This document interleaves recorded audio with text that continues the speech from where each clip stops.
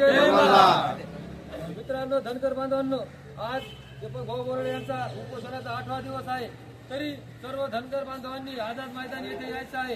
हे आरक्षणाचं सर्टिफिकेट घेतल्याशिवाय आता आपल्याला मुंबई सोडायची नाही। आणि त्याचबरोबर धनगर बांधवांनी कोणी मान पान पाहू नका।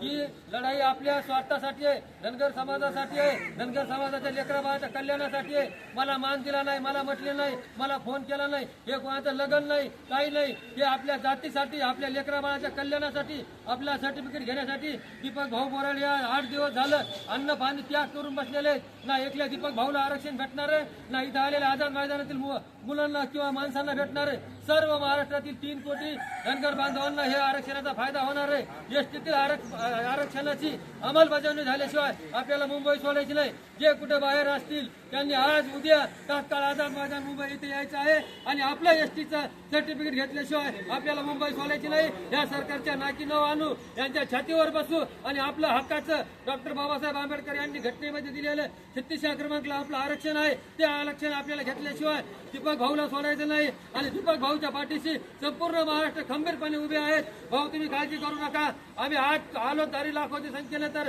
उद्या कोटीच्या संख्येने मुंबईमध्ये दाखल होऊ, ही पूर्ण मुंबई जाम करू आणि आपल्या आरक्षणाचं, आपल्या लेकराबाळाच्या कल्याणाचं हे सर्टिफिकेट घेतल्याशिवाय आपल्याला मुंबई सोडायची नाही। कुठल्याही परिस्थितीत काही झालं तरी येलकोट येलकोट येलकोट येलकोट।